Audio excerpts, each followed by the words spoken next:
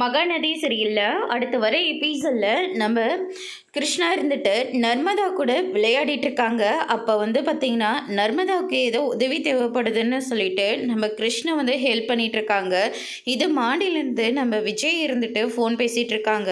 கிருஷ்ணா அப்படி பண்ண உடனே வேகமாக கீழே வந்து நர்மதா பெரிய பொண்ணாயிட்டா. தேவையில்லாமல் அவளை டச் பண்ணுற வேலையை இதோட நிப்பாட்டிக்கோ. இன்னொரு தடவை நர்மதா கிட்ட உன் ஆட்டத்தை ஆரம்பிக்கணும்னு நினச்சேன், அதுக்கப்புறம் நடக்கிறதே வேற அப்படின்ற மாதிரி விஜய் வந்து சொல்லிடுறாங்க. அதுக்கு அடுத்ததாக இது எல்லாத்தையும் விஜயோட சித்தப்பா பார்த்த உடனே நேராக சாரதா கிட்ட போயிட்டு, நீங்கள் எல்லாரும் இங்கே சந்தோஷமாக இருக்கீங்க, ஆனால் உங்கள் பொண்ணு நர்மதா கூட அந்த கிருஷ்ணா தப்பாக நடந்துக்கிட்டா அப்படின்ற மாதிரி சொல்லிடுறாங்க.